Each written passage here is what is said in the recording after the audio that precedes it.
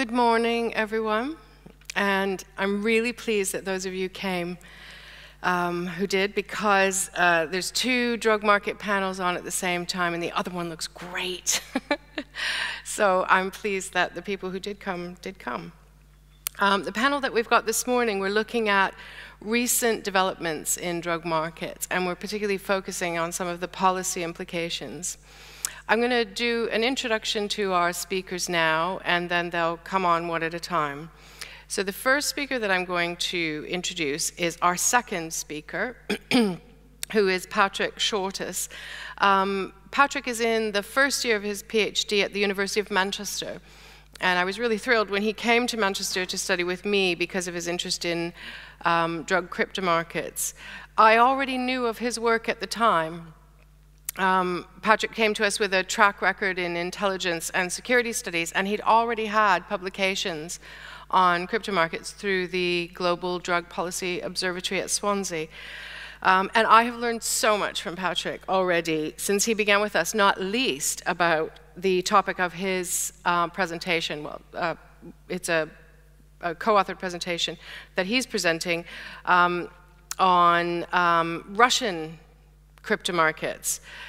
They are a very different animal to the Western crypto markets that have been so well studied already. And that's in ways that are going to become clear in his presentation. The third speaker will be me. And for those of you who don't know me, I'm professor of criminology at the University of Manchester, where I've been researching drug use, drug markets, and drug policy for 25 years, which sounds like a really long time. When I was adding up that number last night, I was thinking I'm much older than I want to be.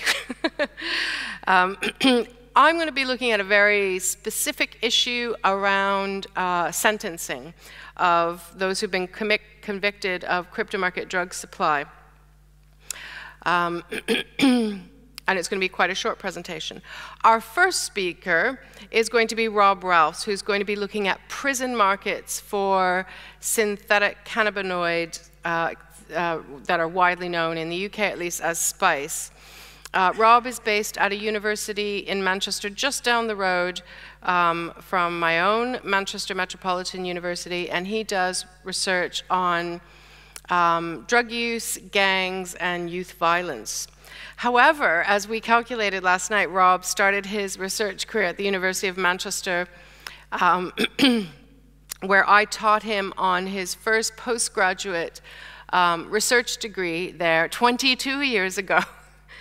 That also didn't seem so long, but when you add it up, there it is. So, yes, Rob will speak first.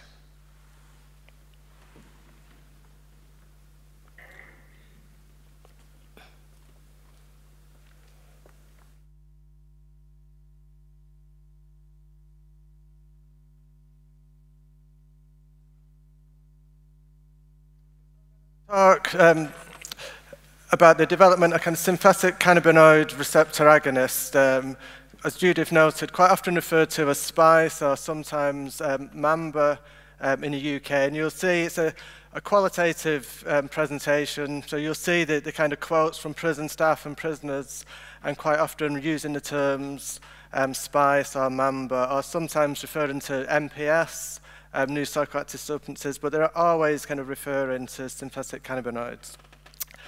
And in the UK, in the last 5 years, the annual Inspectorate of Prisons reports have highlighted the problems with synthetic cannabinoids.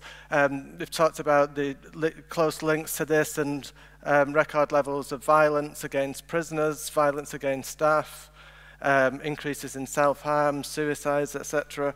And just over the weekend, I just did a quick search on Google and just put in kind of prison and spice. And these are things that have just kind of come up in the last month in UK media. You can see the kind of relationship between the use of these substances and deaths in prison. Or even at the bottom there, kind of prison staff increasingly kind of leaving the prison service, or difficulties in recruiting and maintaining prison staff because of the levels of violence associated with synthetic cannabinoids. So what I want to really kind of focus on today is a couple of kind of prohibition policies which in my view, and my colleagues have kind of contributed to the situation that we're in now in the UK prison system. And interestingly, last year, European Monitoring Centre for Drug Dependency and Alcohol published a report on the use of MPS amongst vulnerable groups and noted a kind of increase in the use of synthetic cannabinoids in prisons across Europe as well. So I think, even though very much focused on the UK, I think this is something that, kind of potentially, and we're already kind of seeing this in other countries as well. So the first piece of research, I'm going to talk about two pieces of research. The first one, conducted in 6 months in 2015, resulted in this paper, and I'd like to acknowledge my co-authors on this one. And then we did a follow-up piece of research in 2018 where we looked at some of the responses in that interim period, such as the Psychoactive Substances Act, which was a kind of blanket ban on all kind of MPS.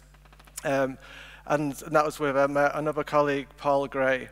So the first piece of research in 2015, we kind of established that synthetic cannabinoids were widely used and that they'd replace traditional prison drugs such as cannabis and heroin. And also there's a very kind of lucrative market for this as well. As Judith said in the introduction, I've done research on kind of drug dealers and gangs for over 20 years. I'd never come across anything like the type of profits and profit margins that people talked about with synthetic cannabinoids. So when we went back into the prison in 2018, when we first did the research, people were talking about around about 60 to 90% of prisoners were smoking synthetic cannabinoids. And when we went back in, we kind of asked questions about the levels of use then. Again, similar kind of figures. Quite often people would talk about 80%. So on any one wing in the prison, there was about 90 to 100 prisoners. And quite often people sometimes would say, it's easy to say who's not smoking it, and they kind of go through and count on 1 or 2 hands the people on their wing who wasn't smoking it. And the reasons why, quite interestingly, again, a lot of people that were coming into prison would have been dependent on alcohol, heroin, crack cocaine, etc. When they came into prison, that drug of choice really wasn't available, and I'll talk a little bit more about the markets in a minute or two. But what they could get was lots of synthetic cannabinoids. And rather than people kind of going on to traditional kind of heroin substitutes of medication, we talked a lot about that yesterday in the auditorium in different sessions. The use of synthetic cannabinoids was almost like a kind of methadone plus. You can see from these quotes here, it provided the same kind of function of using kind of methadone in terms of stopping the withdrawal symptoms, but it also kind of took them to a different place. So one of the main reasons it was used was a kind of functionality. So prisoners would say that no other drug kind of did this, cannabis, heroin, nothing else kind of worked in the same way that spice did. They'd have a couple of drags and they'd be out of it for 6 hours. It'd take them to a different reality. They talk about having a head shift, or it takes the bars away. And then again, not only would it kind of kill time, or it would help them get to sleep at night, they would talk about, I've been in prison 5 years, it feels like 5 months, or I've been in for 2 years, it feels like a couple of months. So it seems to have this ability to kind of condense long periods of time into shorter periods. So again, in terms of a prison drug, it's a real kind of functional prison drug. So again, people would say, we're saying, well, can you get any cannabis in prison? Can you get any heroin? And a kind of common consensus in both studies that we did was that there's just really nothing around now. Even if you did want heroin, you just couldn't get it. Or if you did want cannabis, you either can't get hold of it, or if you can, it was kind of really expensive. And the reason why we were asked to do the research was based on these kind of figures. In April 2015, we were invited in, and you can see from these kind of figures in terms of past month use, heroin in the month before we were kind of called in the March, 0.1 grams. So that represents kind of just one. So I should say the prison has a population of around about 1,500 prisoners. So that 0.1 gram of heroin is just kind of like one wrap of heroin. And in the first 3 months of 2015, they'd kind of actually kind of seized more MPS, more synthetic cannabinoids, than they had in the previous 12 months. And compared to that, cannabis had reduced by 60%. And in terms of levels there, you can say there's 50 times more MPS seized than there was cannabis, almost 3,000 times more MPS than there was heroin as well. So basically it kind of backs up what the prisoners were saying. You know, even if you wanted cannabis, if you wanted heroin, you wanted your kind of drug of choice, it just wasn't available. In contrast to that, the prison was kind of like, you know, a real kind of widespread availability of synthetic cannabinoids. So I mentioned before about the markets. I'm interested in terms of drug markets as much as drug use, really. So this was before the Psychoactive Substances Act, when you could legally buy these substances online. So if you went on kind of bulk buy purchase, you're not talking huge amounts, 100 grams or more. You could purchase the cannabinoids for £3 a gram.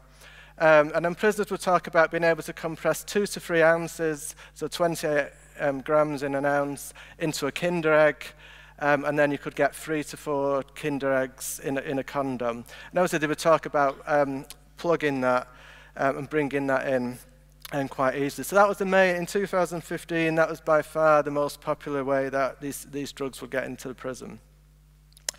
So just doing a little bit of kind of calculations around that, people were paying £100 a gram. And anybody who's involved in drug markets would know a gram is never a gram. You'd be lucky if you got 0.7 of a gram in a gram of coke or ketamine or MDMA, etc. So certainly in the prison system, when they couldn't weigh anything out, there was no scales. You know, say a gram, it probably wouldn't be a gram. But even based on the fact that a gram is a gram, to get 10 ounces in, it would have cost about £840 for a condom full of synthetic cannabinoids. And the profit margins of that were over £27,000. So you can see, and quite often people would talk about prisoners deliberately being recalled into prison, and I'll talk more about that shortly, because we're making that much money. So prison was really not acting as a deterrent. People are actually making more money drug dealing in prison than they were in the community. So when we did the research last year, it kind of shifted now, and again I'll talk about the impact of smoke-free prison policy, but most of it now is coming in sprayed on paper and coming in through the post. So now they'll say an A4 sheet of paper can be worth as much as £500. So they use their ID cards, and you can really kind of get 20 ID cards from an A4 sheet of paper, and they sell now for around about £25, £30 an ID card. And the fact that now it's more coming in on paper is much harder to detect. So prisoners and prison staff would say you can't even tell by looking at it or by feeling it whether it's been sprayed with cannabinoids or not. So it's causing lots of problems now in terms of detection. The prisoners quite often would have lots of papers, quite children's drawings, letters from the family, etc. But also kind of prison official kind of solicitors' legal documents as well, which can be quite big documents going into hundreds of pages. So in the past, when it was coming in on kind of plant matter, if you kind of did a cell search and it was quite easy to find if somebody's got a bag of spice in the cell, now there's a big pack of paper, and maybe only 1 or 2 of those pieces of paper are kind of impregnated with the synthetic cannabinoids. Is really kind of difficult to detect. In particular now, one of the problems in the prison system in the UK is something, Rule 39, where if it's a legal letter, they're not allowed to intercept it and open it. So quite often there's cases in this prison of kind of fake solicitors' firms being set up, letters coming in with a solicitor's stamp on them, the prison not allowed to open them, and then the letters have been kind of impregnated with synthetic cannabinoids. In one case here, you see on the bottom quote, talking about they actually found around about 700 or 800 page document. Every single page was impregnated with synthetic cannabinoids. And again, going back to the figures of like £500 for a sheet of A4, again, you can kind of do the calculations on how much that would be worth.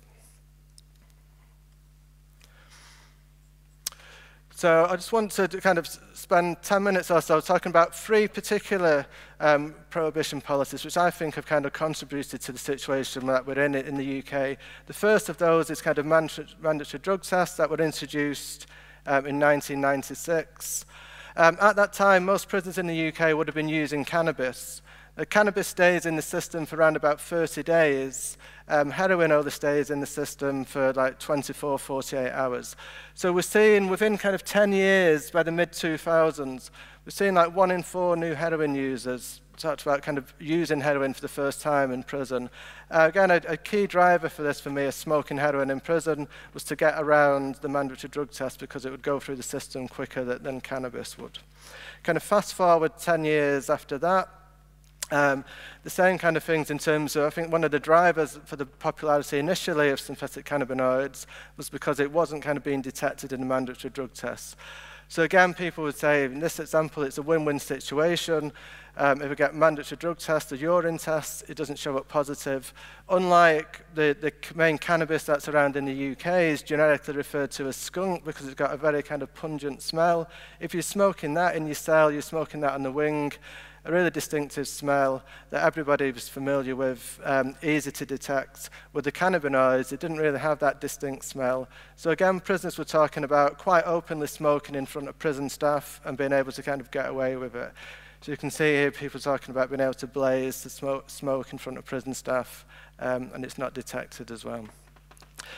So in terms of the impact on prison staff, you can see from the quote on the bottom here, and prison staff really kind of despondent. You see somebody bouncing off the walls, they're clearly under the influence of a substance, but when they do the mandatory drug tests, it comes back negative. And it's like, well, what can we do? You know, we know they're using something, but it's not showing up on the test. And this also kind of impacts on recovery journeys as well. People were talking about quite often going into prison would be a chance where they would get cleaned up and the opportunity to come off drugs for a few months.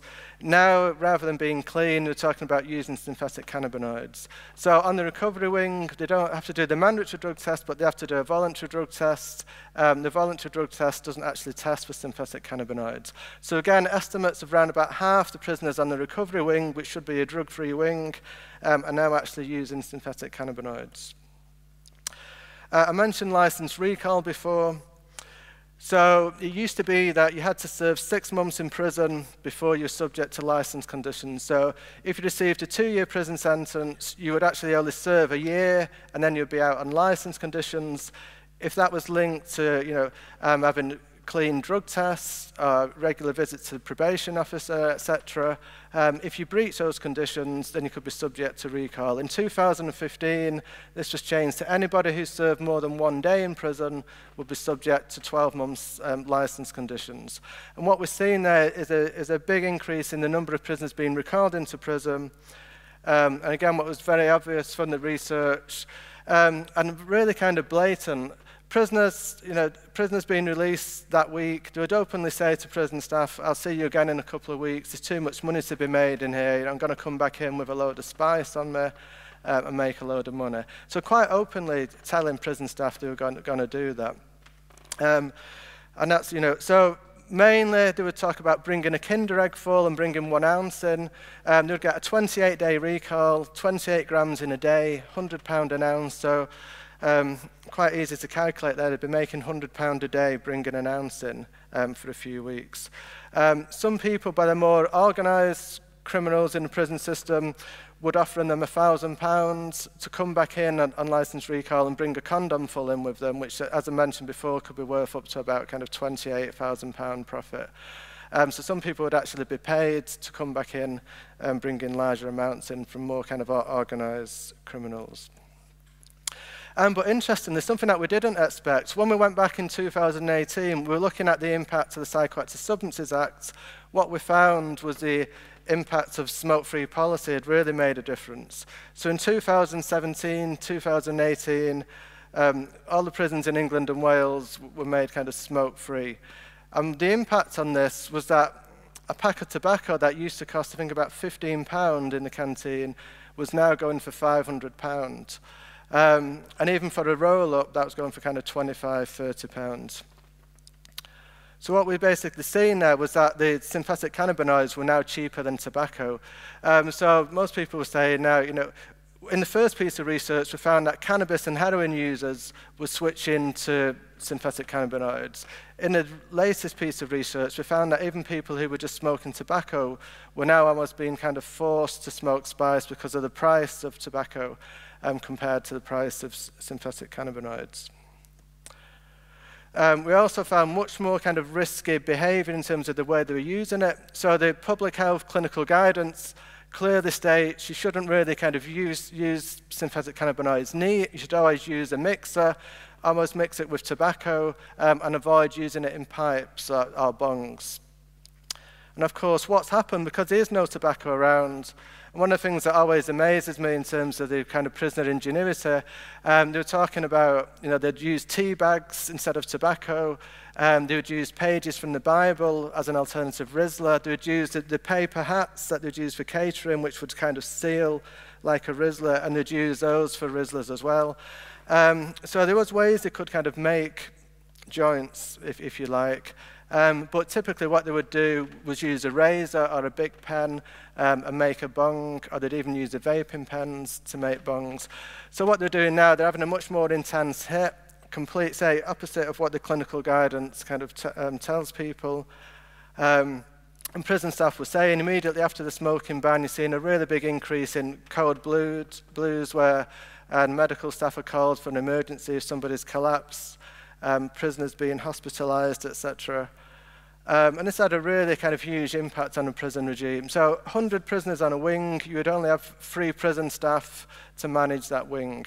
If somebody has to go to hospital, 2 prison staff have to go with them and be with them 24 hours a day. So again, that kind of basically, the prisoners were smoking it to relieve boredom. They're saying they're locked up for 22, 23 hours a day. But what you would get as a knock-on effect, every time there's an incident, whether it's a violent incident or somebody's hospitalized, then all the prisoners have to go back into the cells. They're locked down because there's no staff there to kind of move them around or to manage them. So it's kind of self-perpetuating problem. The smoking spice to alleviate boredom, but then because of the problems it causes, they're on kind of lockdown and spend more times in the cells in terms of the kind of prison shortages. So when we first did the research, you might get kind of 2 or 3 incidents a week. You can see in this quote, it says sometimes as many as kind of 16, 17 incidents a day, directly attributed to the smoke-free policy, and people are kind of doing bongs and more kind of intense ways of smoking. And as I mentioned before, this having a kind of huge impact on terms of staffing levels, but also kind of prisoners as well. So prisoners would say, where occasionally you would get this type of incident, it's literally happening all the time on a wing, and it's really kind of hard to deal with seeing people kind of fit in psychotic states, all the kind of violence, etc. as well. So basically, and what I kind of conclude from that is the prison system really is kind of churning out spice users, whether people are going in as tobacco smokers, alcohol dependent, cannabis smokers, heroin, crack users. They can't really get any of those substances in prison. What they can get is plenty of synthetic cannabinoids. They're coming out with a spice dependency and quite often in debt as well. But unlike if they came out using heroin, they don't really engage in treatment services. We talked a lot about kind of harm reduction, needle exchanges yesterday, substitute medication. But there is no, so when I kind of will say to people, are you engaging with treatment services? It's like, well, why would I? I don't need needles, I'm not injecting it. There's no substitute script. There is no equivalent to methadone for this. So they're not really engaging with treatment services. And there's been an issue over the years about people leaving prison, high risk of overdose, because the heroin they were getting in prison in the past was kind of low quality. They come back out, they get better quality, purer heroin. They're subject to overdose in the first couple of days they're released from prison. Now they're not using any heroin in prison. As I've shown you earlier, there's very little heroin in prison. Quite often they're not using methadone because they prefer spice in prison. So when they come out, they're even more susceptible to overdose because in terms of, they've not really had any type of opioid where they've been serving the prison sentence as well.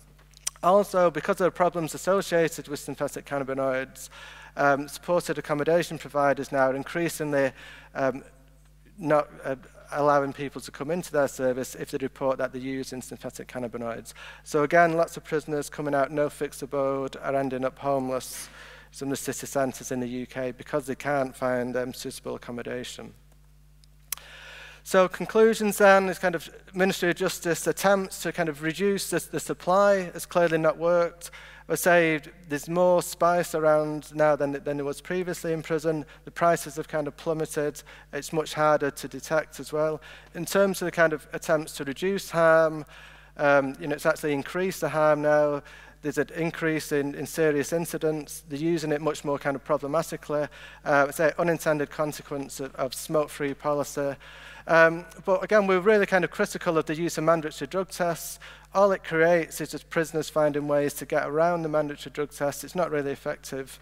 Only a couple of months ago in April, March, April, I think it was, a new prison drug strategy was introduced. And the main way that they're going to assess whether that's kind of successful or not is by monitoring mandatory drug tests, which for me is the root of the problem. It shouldn't be the way that the success of kind of the prison drug policy should be kind of monitored as well.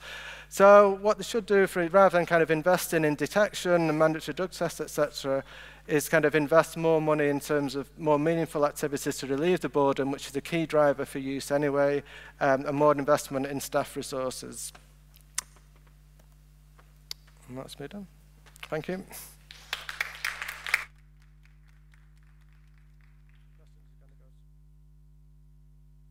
The end, if that's okay.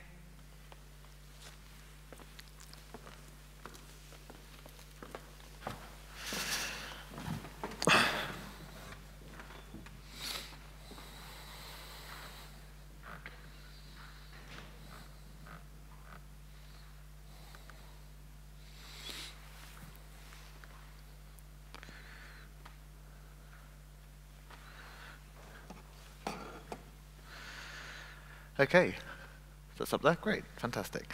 Good morning, everyone. Thank you to the organizers for accepting our panel as well. Today I'm going to be talking about crypto markets in Russia and the Commonwealth of Independent States. For those of you who don't know, the CIS is historically composed of Russia and its neighboring countries such as Ukraine, Azerbaijan, Turkmenistan, and several others. Crypto markets, or darknet markets, are anonymous online markets for drugs and other illicit goods that have been described in the literature as a transformative criminal innovation. And much of the current research has been focused on crypto markets that use only English or European languages, but this has resulted in a situation where scholars have missed some extraordinary developments taking place in the Russian language darknet, and what these innovations can tell us about how crypto markets develop in response to the environment in which they operate. So today I'm going to be talking about Hydra market. It's a crypto market that caters to users in Ukraine and Russia and the Commonwealth of Independent States. It's the largest market that currently exists in the Russian language darknet. And before I go into any detail on what Hydra is, I'm going to briefly go over what crypto markets are for the uninitiated here. So, just a note on terminology. We prefer the term crypto market, particularly because of the problematic connotations of the word dark, but the indigenous term at the moment is darknet market. So what are they? Well, in the main, they kind of function similarly to eBay or Amazon, and if you've used either of these sites before, then you're already about 60% of the way to understanding what crypto markets are.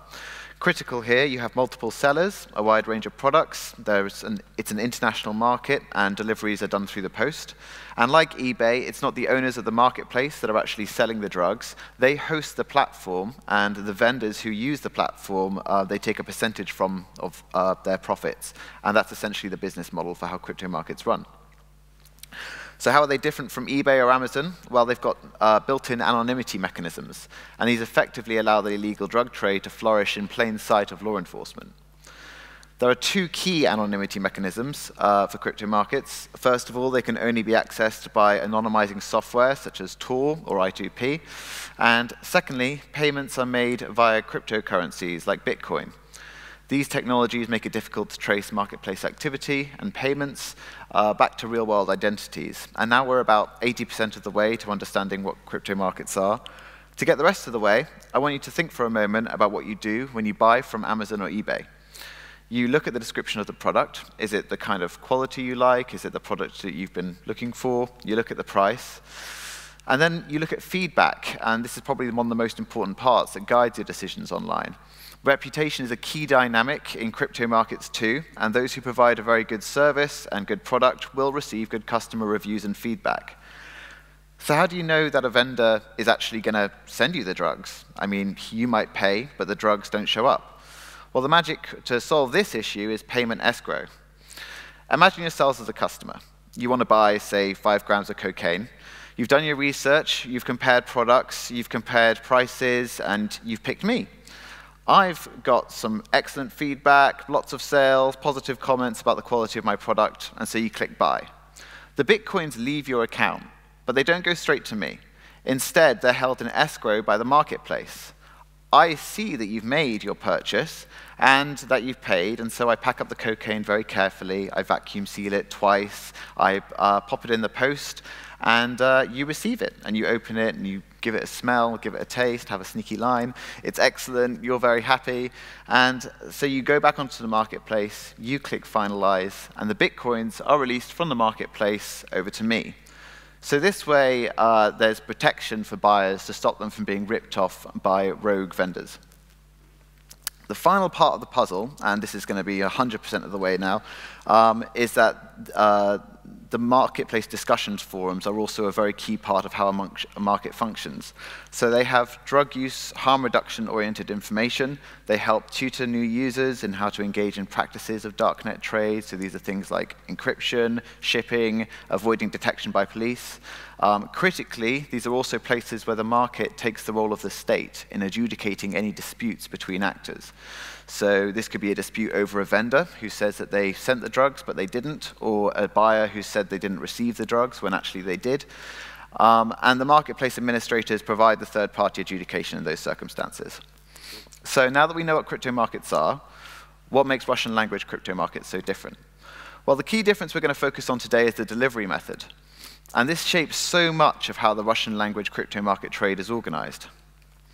In Russia and other CIS countries, the postal services are quite unreliable, and some have had little significant investment since the Soviet era.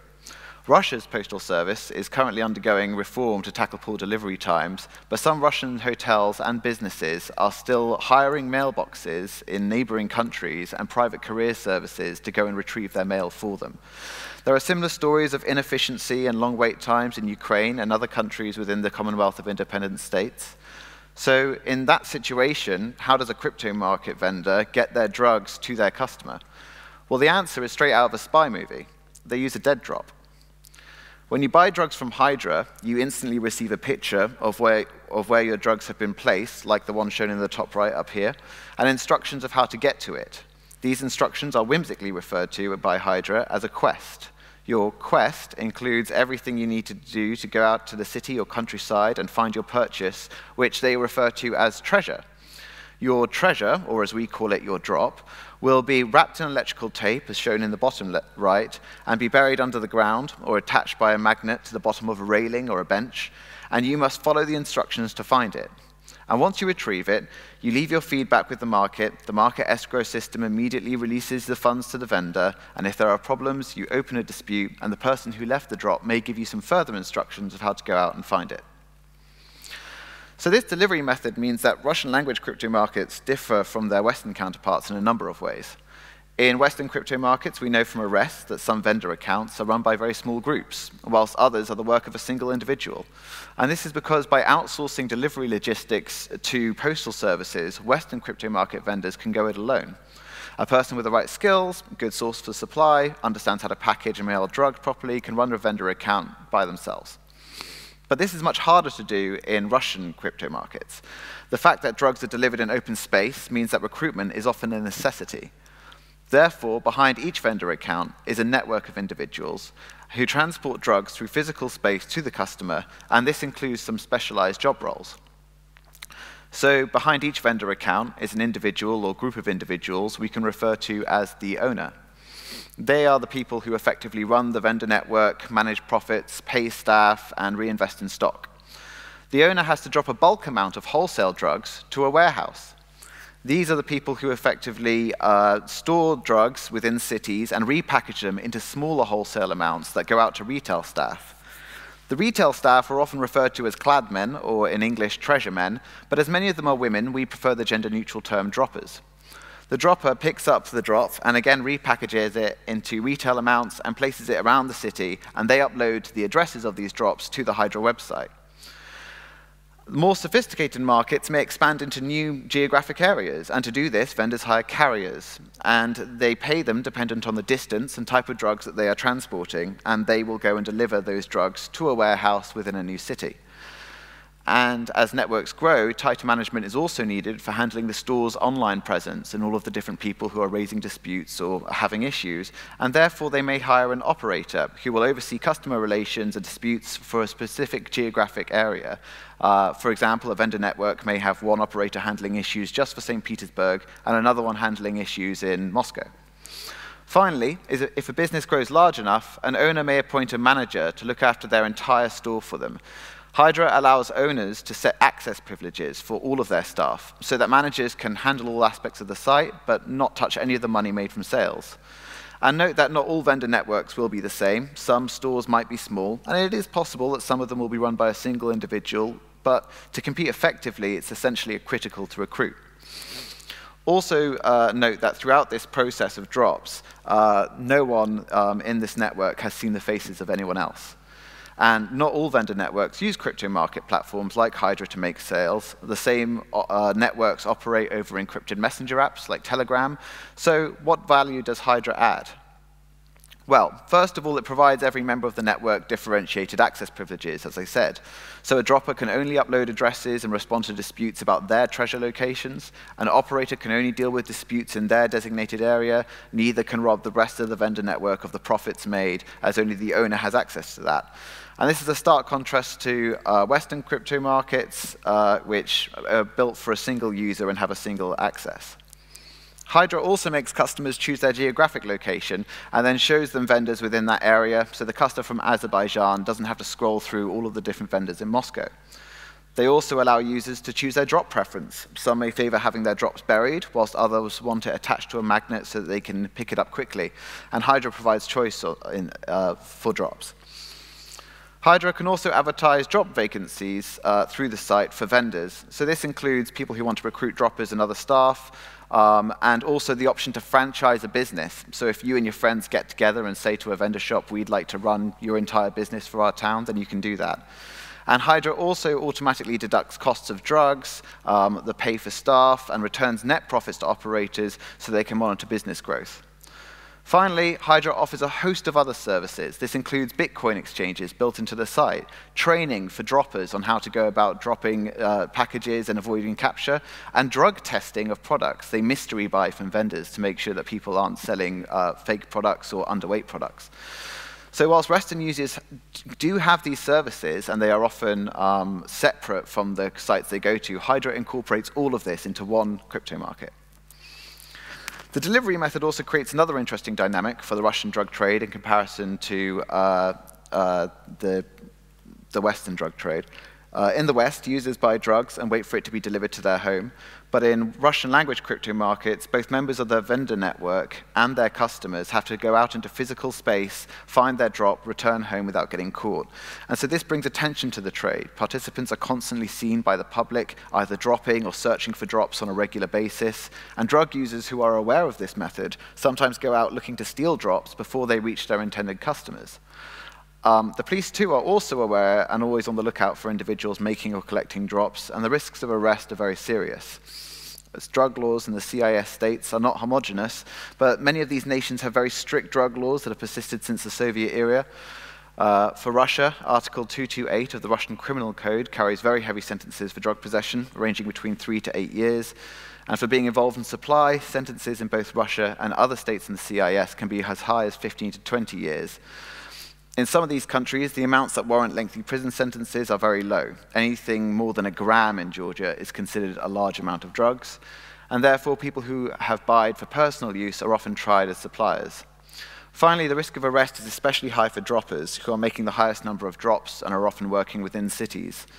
So with all of that in mind, what explains the risks that users are taking in participating in this trade? Well, it's too early at this stage to draw definitive conclusions, but one does wonder if strict sentences might explain why people are using droppers instead of face-to-face dealing. The relative security of dealing via an encrypted apps like Tor or Telegram is probably preferable to the risks of meeting face-to-face, and users are prevented from informing on one another. But a better explanation might be the economic one. These statistics for average monthly nominal wages from 2017 come from the Interstate Statistical Committee of the CIS. All amounts are reduced to the nearest euro. And for Russia, there's a large disparity between wages across the country due to the size of the country. However, the national average is around 595 euros per month. The rest of the countries, including those not measured by the committee, all fall short of that figure. So what are the rates of pay for working in a Russian vendor network?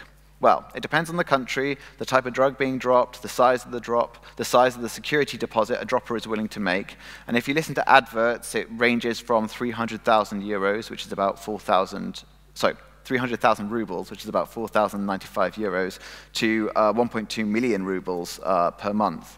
But let's go much more conservative. Let's imagine a scenario where a Russian dropper pays a small deposit of 5,000 euros for some hashish and makes drops of half a gram at 250 rubles per drop. And they only make 10 drops a day, which is far less than the 40 to 70 drops that most vendor networks expect people to make for them.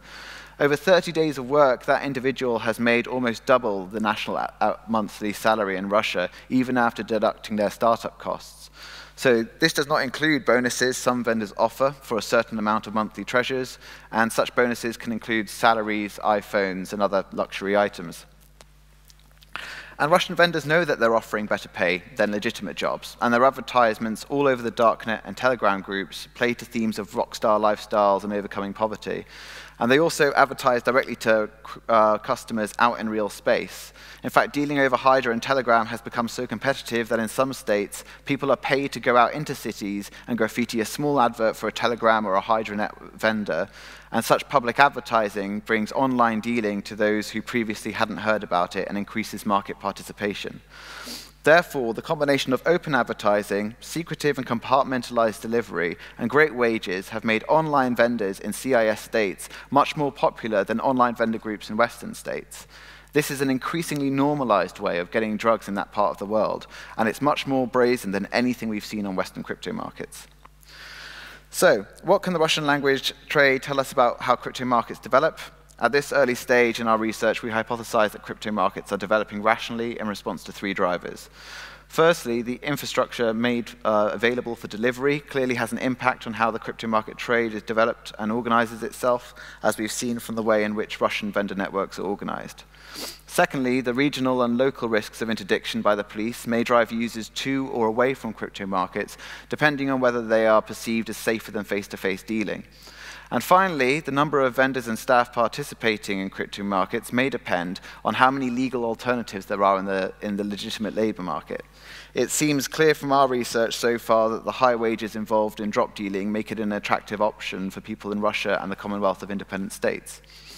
And the implications of these lessons are that there are no one-size-fits-all approach to policing crypto markets, as markets innovate in different directions depending on their cultural, legislative, and geographic reality of their user bases. Another thought I'd like to leave you with is that strict drug laws and disrupted postal services have not stopped crypto market growth within these countries, but it's merely displaced it into physical space with heightened risk for both the participants and the public. Thank you very much.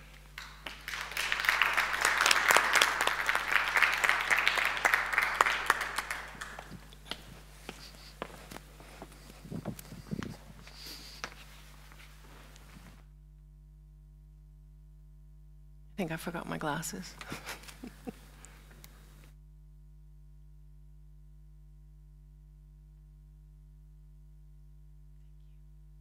How do I put this on? Is it that one?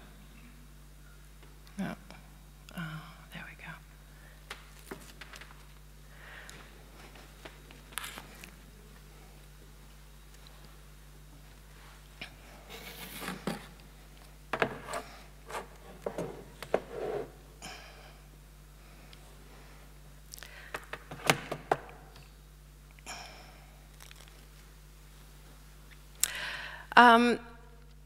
For those of you who don't recognize the person in this drawing, this is William Ross Ulbricht, who was the creator of the very first darknet market, crypto market, also known as a darknet market, Silk Road.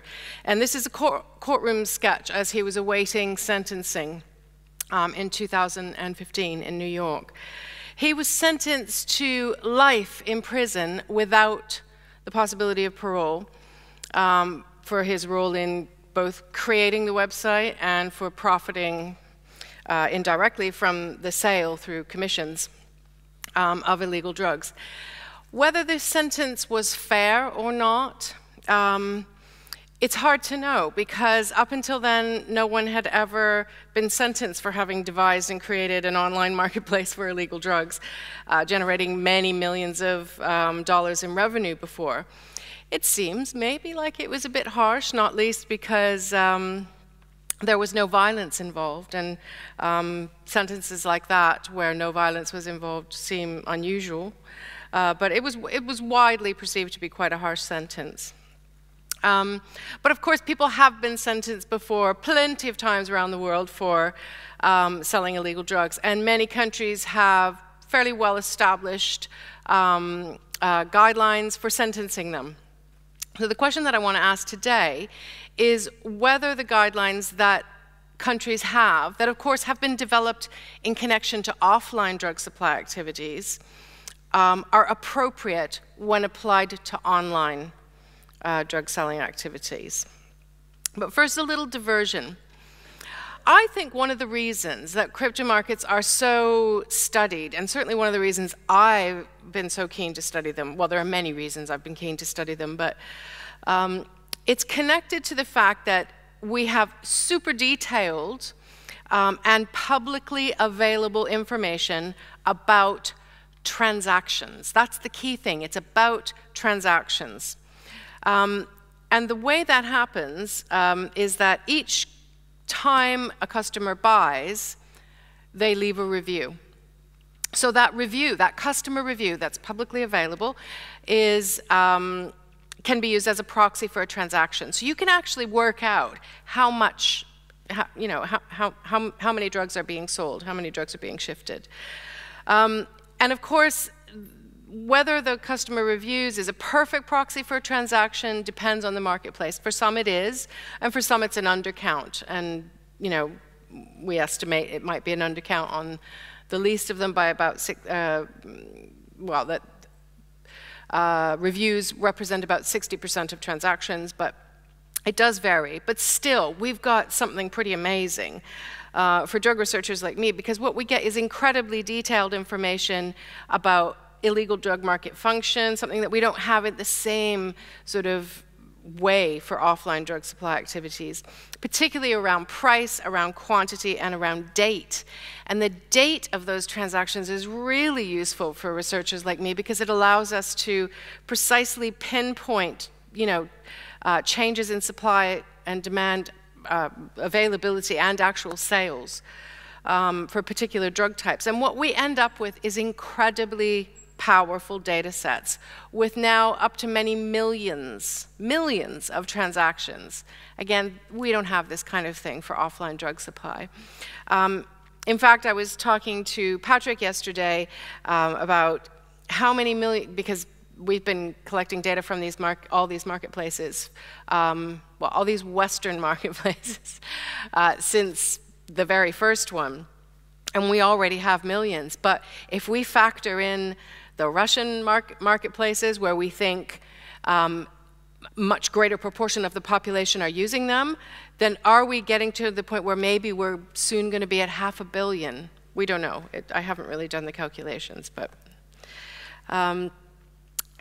there's another reason why this is important, and that's specific to why I'm here today with this presentation, is that what we effectively have is a full book of accounts for each vendor. So when you have an arrest, so when you arrest someone, you can see how much they've been selling. And if an arrest is connected to law enforcement taking down an entire marketplace, so they've got the servers, they've effectively got what's referred to as the back end, then it's 100%. It's an absolutely full book of accounts. I'm going to return to this in a bit. Last year, I was engaged as an expert witness in a crypto market drug supply case for 5 defendants. They all pleaded guilty. So this was just the case that came before the judge was just to sentence them, and it was in connection to that sentencing that I acted as an expert witness. And I was asked specifically to comment on this question: are UK sentencing guidelines appropriate when applied to drug supply activities by crypto market sellers? Because of course the guidelines that courts use to help them select an appropriate sentence, they've been devised in connection to offline drug supply, not online drug supply. So does it work appropriately or not? This is just a screenshot of the cover of the UK sentencing guidelines. And this is a screenshot of one of the relevant pages. I'd like you just to look at the right-hand column. So when someone comes before the court, the quantity of drugs that they've sold is deemed to have produced more harm, so category 1 harm is the most harm, when the quantity is higher. And as the quantity that they've been deemed to have sold goes down, the level of harm is seen to have gone down. So in the UK sentencing guidelines, we can see that low harm, that's category 4, is 20 ecstasy pills or fewer. And the highest category of harm would be 10,000 ecstasy pills, for example, but it varies according to drug. So how do the courts establish quantities? How do they know how much somebody's sold? There's a number of possible different sources of information that they use. But one of the key ones is or it's predominant in making the calculations, is the quantities that have been seized by that drug supplier when they've been arrested. So that leads us to then need to ask the question, how much do retail drug sellers keep on hand as available stock? So if you imagine yourself as a retail drug dealer, you're not sort of middle market or an importer, how often would you restock? Would you restock every day? Would you restock every week, once a fortnight, once a month? Would you restock once a year? Would you buy enough to literally sell enough for a year? Unfortunately, there's not a lot of research on this to guide the answer to that question. And of course, it will vary from seller to seller. But my understanding from having talked to people who sell offline, not online sellers, is that the preference is to stock more frequently rather than less frequently. Because of course, the more you keep on hand, and the more you have to purchase when you refresh your stock, the more it's going to cost. So there's sunk costs there. You can even out those costs a little bit more when you're a retail dealer if you restock more frequently. Then there's the question of where to keep it. And we know that drug dealers understand that the more they're caught with, the longer the sentence they're going to get. So they're aware of that too. So the desire to stock more frequently and keep less on hand may push people in that direction. But just for the purposes of illustration here, I want to imagine, and this is just for the sake of making my argument here, I want to imagine that the restocking happens weekly. So what I want to imagine is two hypothetical retail drug dealers, and they're identical in every respect in their business and how it's operated, but one. One is online and one is offline. Each of them sells 250 ecstasy pills a week. Each of them restocks weekly, and each of them has operated for exactly 2 years and was arrested, let's say today, June of this year. So here we are in June 2019. And each of them is arrested right after they've restocked. So they've each been arrested in possession of 250 ecstasy pills. So in this very simple example, you can't have more than that. You could have less than that if you're nearly out and need to restock, depending on where you are in the sales cycle. But you can't have more than that. Now, of course, there's lots of additional information sources, as I said earlier, that can be used as evidence concerning the amounts of drugs that a seller has sold. Things that can be used as supply paraphernalia, scales, bags, all sorts of things that are used to facilitate the process of, packaging, that kind of thing. Text messages, phone communications, tick lists or debt lists can be used, and other kinds of evidence can be used as well. So it's not literally just the amount you've been caught with. They can use other sources of information effectively to interpolate that you may have sold more. But it's only for online sellers that we actually have their entire transaction history for the full 2 years. So we know exactly how much they've sold, or the courts know exactly how much they've sold. So going back to our hypothetical example, for the crypto market seller, the online seller, the full book of accounts shows that they've sold exactly 26,000 pills over that 2-year period.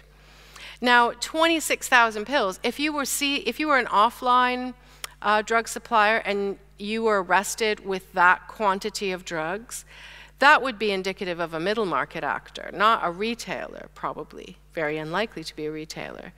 Or maybe trafficking, or maybe even importation at those levels. So what this might mean is that all other things being equal, heavier penalties might be handed down to crypto market sellers by comparison to offline sellers, even if they're both doing exactly the same thing. And I'm working on a project now where I'm examining all of the issues that judges bring to bear on sentencing when they're sentencing crypto market sellers. And for that, I'm using, for all the cases that have been tried in the UK, I'm looking at accessing the judge's sentencing remarks. And the question, a second question that interests me, aside from this sort of quantities might introduce inequity, is the question of sophistication. Now, I'll explain a little bit about what that is. And turning again to the sentencing guidelines, what we can see, and I've highlighted this in yellow, is that running a more sophisticated drug selling operation, sophistication is not defined, it's just seen to be self-evident as far as I can tell. But running an operation that's more sophisticated is deemed to make the offenses more serious. And the recommended sentence can be increased beyond the calculation for quantity alone. And conversely, if it's a less sophisticated operation, that's a mitigating factor that can reduce the sentence based on the quantity calculation alone. So I'd planned to have the analysis of this complete by now, but as Patrick knows, who is a research assistant helping to collect the data for this, I've only got less than half the data, and that just arrived last week. So I haven't yet had the time to do any kind of systematic analysis. But on the basis of an entirely unsystematic analysis, but an analysis that is nevertheless consistent with my observations when I acted as an expert witness, the answer to this question, according to judges, is yes. It is seen as more sophisticated just by virtue of being on the dark net. And here are some examples. And these are actual judges' sentencing remarks. The level of sophistication in your use of bitcoins presents a further level of criminality, which should be reflected in a consecutive sentence. You are taking deliberate efforts to mean that the proceeds of your criminality should be that much harder for the authorities to trace, to track down, and ultimately recover. And these, the nature of your operation was sophisticated, and you had numerous customer feedback on your dark web profile. Another one, there was a degree of sophistication due to the use of the internet and Bitcoin currency. And a third, considerable sophistication using devices and programs designed to mask what was going on, and you sought to launder the proceeds. So I don't actually have conclusions per se, because this is a work in progress, but I have some concluding questions. I have some thoughts about what all this means from a policy point of view. And if anybody wants to share in our discussion afterwards their thoughts on this, I would be very grateful to hear it. The first question that I have is, should UK judges be encouraged to adopt a much more flexible approach to using the sentencing guidelines than the more arithmetic approach that they ostensibly use when they use those guidelines in the UK, when they apply them to online drug selling cases, specifically so that they can take into consideration the potential inequity that might arise from having a full book of accounts for crypto market cases that wouldn't be possible for offline selling cases. The second question really interests me a lot. This one, I've struggled to get to the bottom of it, really. Is sophistication, which in the UK sentencing guidelines is an aggravating factor, meaning people get a longer sentence, really just about new, when it's applied to crypto market selling, really just about new or unfamiliar technologies, rather than anything that's meaningfully sophisticated about the operation? Or phrased another way, and I think I came to this a couple of days ago, a way of putting it, would it be possible to have an unsophisticated darknet selling operation? Or are they all just sophisticated because they're there? Doesn't matter how poor they are at doing it, you're using Bitcoin, you must be sophisticated. And lastly, and this is just another question that I have because I'm finding it difficult to come to terms with what sophistication actually means. Is it just another word for being good at the crime of drug selling enough to get away with it, enough to conceal evidence of activities, which is what judges say when they hand down these sentences? And that is everything.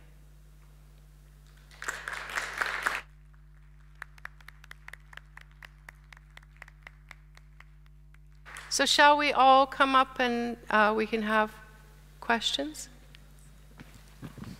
Okay.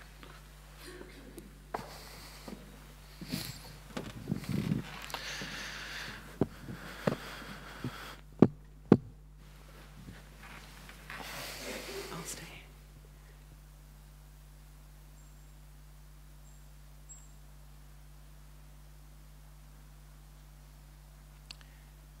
Questions?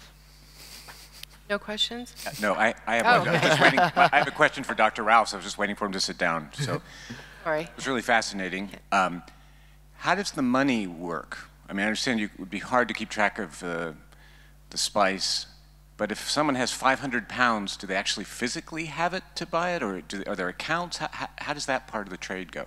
Mainly done by online and telephone banking and people using mobile phones. So either people, like family members paying direct into the bank. So yeah, so lots of family members talking about receiving threatening text or phone calls saying you need to put so much money into a bank. Or sometimes when they've done prison searches and they'll find, a list of, dozens or even kind of hundreds of bank account details as well. So. Thank you. Thanks for that, Patrick. That was a really good presentation. In fact, all of them were really good, really enjoyable. I'm just wondering about your data collection methods and how you found out all that information. Yeah, sure. So I've spent a lot of time digging through Russian Telegram groups, Russian darknet websites. I've found some of the navigation quite difficult. I've been lucky that I have a Russian speaker in my department who I go to a lot, who wasn't actually familiar with the darknet and now just knows way too much about it. But she's been very helpful. I've also at times been able to use, with some degree of success, Translate. so translation technologies like Google Translate or what have you, they're very good for being able to describe features of a website, right? So they will tell you where categories is or what have you on a website. It's very bad at any of the local dialect Russian, any of the reviews, or anything else that comes up around that. And so I have to get things verified. I spend a lot of time talking to friends. I look for English language pieces written by Russian speakers who've realized that the Western world isn't really very familiar with what's going on, so they've written their own articles as well. So yeah, that's pretty much it. Can I just add to that? What Patrick's described so far is, instead of using crawling software, he's tried to take copies of all the text to represent the structure of how these markets work. Not every single page by any means, but the ones that allow us and Patrick to be able to get a sense of that. So it's as systematic as possible, but not as systematic as a crawl. But we're also now crawling too, which means we'll have it all with colleagues at the University of Montreal. Thank you very much for 3 really interesting talks. I guess my question is for Judith primarily. So I guess a comment and then a question. Firstly, in terms of the sophistication question, I think certainly the vast majority of, there's a lot of evidence, I guess, to suggest that the vast majority of people involved in crypto market dealing lack really very much technical sophistication at all, at least by the standards of sort of the people that are developing these marketplaces. And actually, in terms of, there's a really good, I don't know if you've seen the Onion Scan project at all, but it's by a researcher called Sarah Jamie Lewis, who documents in detail the sort of enormous operational security problems with a lot of these crypto market websites. In terms of a question, I think it's really interesting, this question about the sort of increasing information available to judges generally in a sort of increasingly connected era. Do you think this is a kind of, is a specific crypto markets thing, or do you think this also applies to other forms of cybercrime and I guess non-cybercrime as well, where judges are now increasingly have access to people's, you know, long records of texts, messages between other people, and other forms of evidence as well? I think that you have hit the nail on the head there, is that it's not just crypto markets that produce, that the user's use of those marketplaces produce digital traces that are useful to judges when they, you know, do their work, and other criminal justice professionals. So it's funny, really, because it's on crypto markets, it's second to none. I mean, the information we have is absolutely fantastic, and it's really great for those of us who want to study it, as I'm sure you know. But it's also good for law enforcement as part of their intelligence gathering. It's good for judges as they are able to bring more information to bear when they bring their sentences. But interestingly, one of the effects I think we're seeing, I'm not referring to the Russian context, but to Western crypto markets, is although their growth, they continue to grow, which is surprising me a little, given how successful law enforcement, that law enforcement have had the successes that they have had.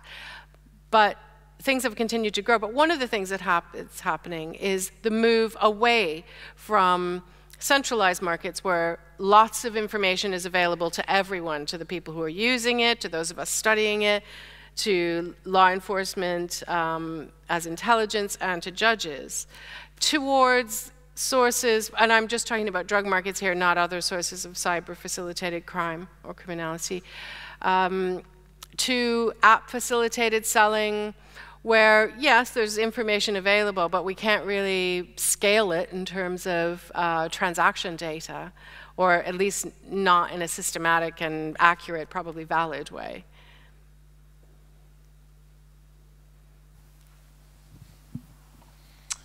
Hi, thank you for really interesting presentations, all 3 of you. I have a question for Patrick about the Hydra website thing. You said that most droppers were female. No, Sorry, I was saying that some droppers are female, but they're often referred to as clad men, but we refer to them as droppers to use a gender-neutral term because there are female droppers as well. Yeah. Is that only among droppers, or is it also, are there also female warehouse keepers? Yeah, absolutely. So warehouses, yes, there are cases of females who've been caught and arrested, sometimes families who've been involved in the trade as well. So yeah, absolutely. Okay. Well, then I have another question about these mystery shopper thing, or where they buy drugs and test them. What kind of sanctions are there? So Hydra is quite interesting because it charges both rent and commissions, whereas a lot of Western crypto markets only charge commissions of their vendors' sales. And also, one of the other things that makes it interesting is that it has almost a monopoly on the Russian darknet market trade. We usually do have one market that is the lead market in the West, but Hydra is by far and away the biggest crypto market that I've found, and I have looked a lot, and I've been told by others that it is the biggest. And so it allows it a certain amount of power, and when you go onto Hydra, you get this really long rules page, which is very clear contractual language telling you what you can and can't do, much more so, much more developed than any Western crypto market I've seen. And within that, there are specific fines for different violations. These fines can be set amounts of money, up to punishments like being banned for a week, being banned for a month, or what have you. And in those circumstances, vendor networks are in a serious problem. They've all got a lot of people in their network. They have to make sure everyone's paid on time. So it creates serious issues for them. So there's actually quite a lot of clout for the market to keep people in line. Most often, the reason the mystery shops happen is that there are complaints or what have you, especially around methamphetamine. There's a lot of people who sell caffeine as methamphetamine, and they join Nescafe Club when the scan comes back and it shows that actually it's caffeine they've been selling. And so you see a lot of people getting fined or blocked for a month, or sometimes just kicked off altogether. Yeah. I wanted to ask Rob, I'm just starting to do some work around MPS in prisons, and I'm realizing I know very little. And did you say that you can't actually test for spice? Originally, there wasn't testing for it, but they have developed testing now, which is, well, it was more accurate. So when we went into the research in 2018, they were getting much more kind of positive tests for the synthetic cannabinoids that were around. But in the last few months, there's different strains of cannabinoids now which are not being detected on the test. How can we look at prevalence? Self-report? Self-report, I guess, but again, it's quite difficult. I mean, we have tried to do surveys, and we had less than 10% response rate by trying to kind of do short questionnaires to all prisoners. So the most success we had was taking wing by wing. So again, if you try to ask prisoners for the whole prison how many people you think are using it, and you're looking at 1,000, 2,000 prisoners, we tended to find if you talk about their own wing, and they know much more about the people in their wing, and we found that was more, probably the most accurate we could get people to talk about their particular wing and how many people we're using. You'd ask the staff rather than the people? We would ask both. So in both pieces of research, we interviewed staff and prisoners. And when we spoke to staff, the staff would estimate, maybe kind of 25 to 60% of prisoners were using. When you speak to prisoners, they would say 60% to 90%. So the prisoners really always had much higher kind of estimation. Yeah, because we've done a couple of projects in prisons around alcohol, and Jen did one, where we talked to individual prisoners one-on-one, one after the other, after the other, after the other. And we found they were really forthcoming with their use of alcohol, and actually their use of drugs as well. And I think there may be time to it was very costly, you can imagine, but I think it may be time to do something like that again. I'm surprised at how much they talked about the drug markets as well. You think they wouldn't really reveal that, but yeah, they're quite open about that.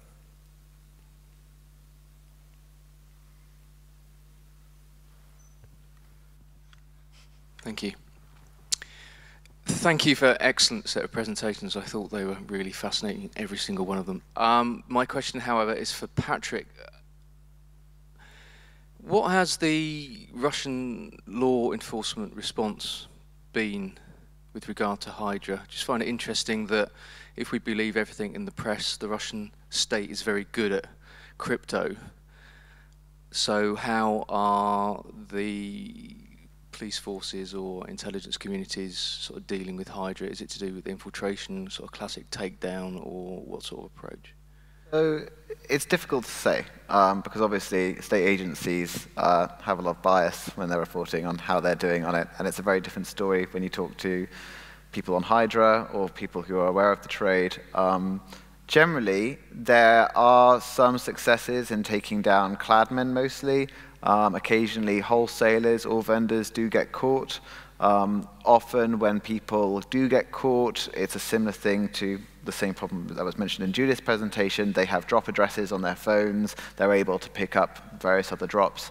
However, on the whole, it feels like this is a very difficult thing to police. And the Hydra has now been open for, well, several years. It's a much longer lasting crypto market than some of the ones we've seen in the West. And RAMP before that was the Russian anonymous marketplace, was also a very long lasting crypto market. So law enforcement haven't had near the success rate that they've had in the West with dealing with this problem. And I think that actually, to a certain extent, the users don't really think that there's competence on the part of law enforcement. For example, they do things like enable JavaScript on all their sites, which makes them beautiful to look at, and there's lots of imagery, but as people who know crypto markets know, that JavaScript can be exploited and is exploited by law enforcement to unmask users' IP addresses, and the Russians don't seem to worry about that at all.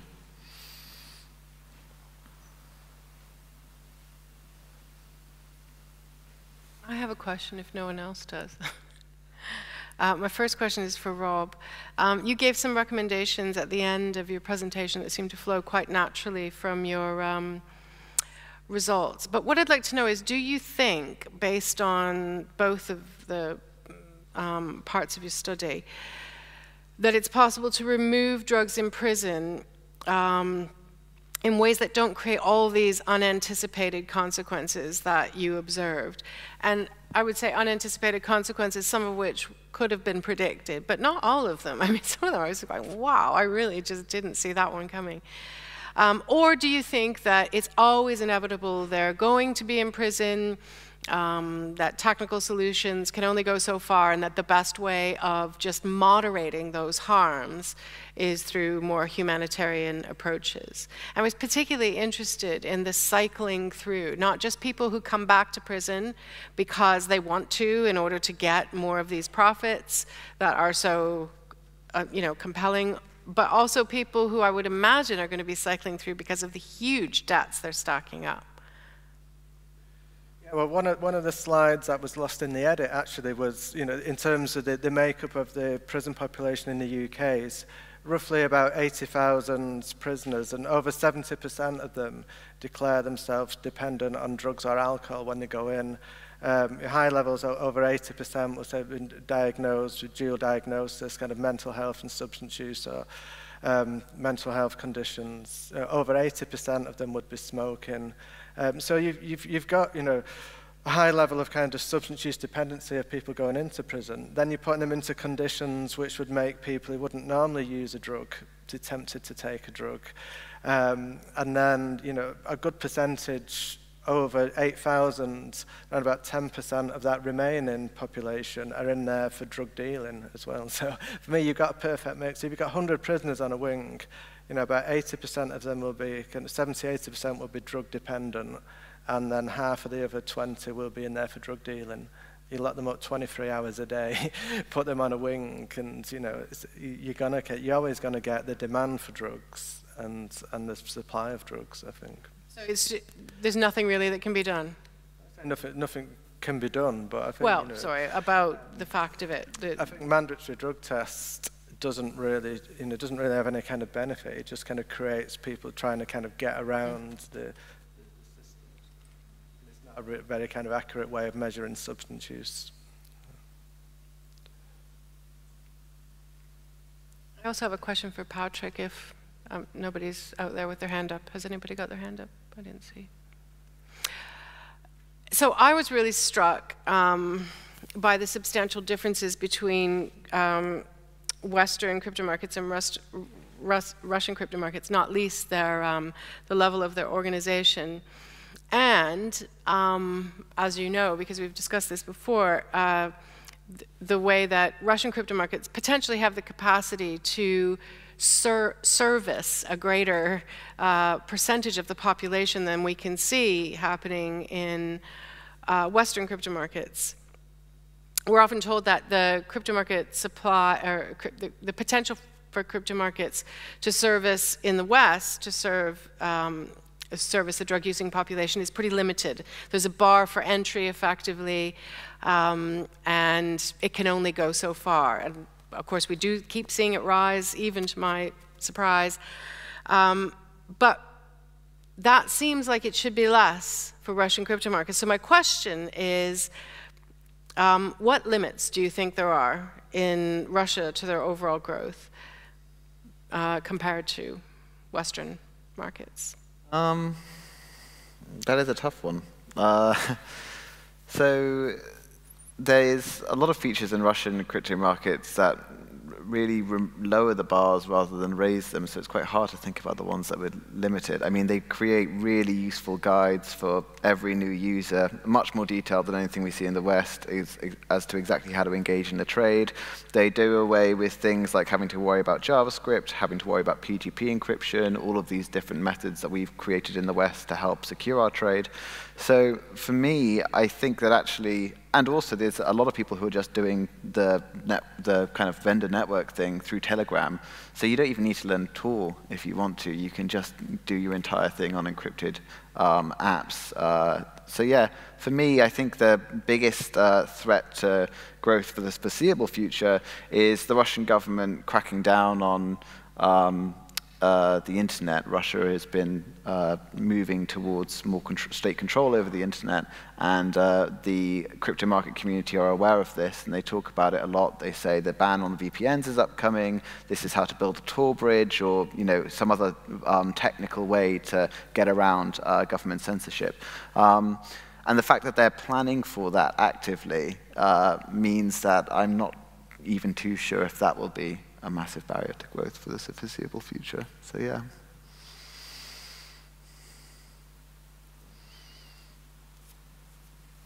Any other questions?